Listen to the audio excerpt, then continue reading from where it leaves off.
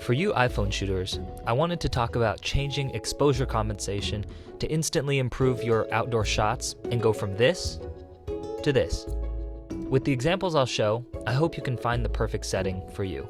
I've noticed the iPhones tend to expose for shadows, which creates a bright image straight out of camera. This is great for most conditions, but not while shooting outdoors on a sunny day, which, ironically, is where the iPhone's small sensor performs best.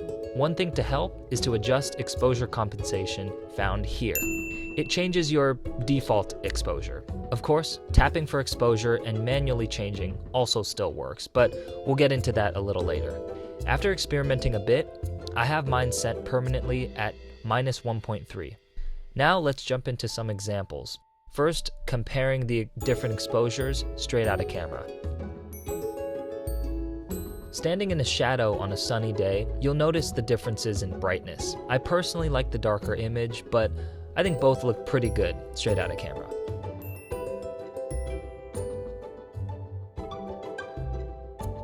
However, as you move into direct sunlight, the difference becomes noticeable.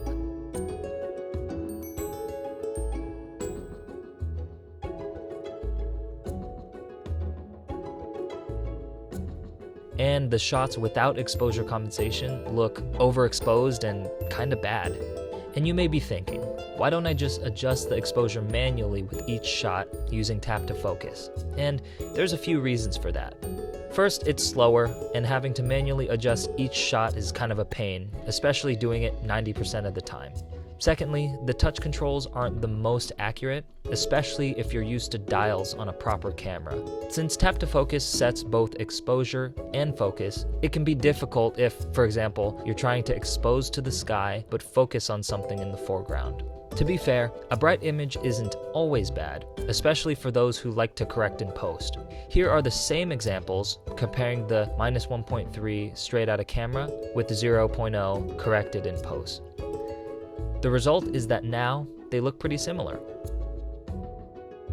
Only problem is I had to edit the 0 shots and drop the saturation to make it look like the -1.3 straight out of camera.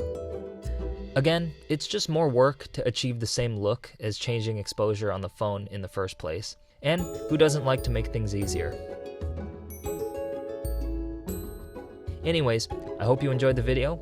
Comment below if you want a response and subscribe for more. Thanks.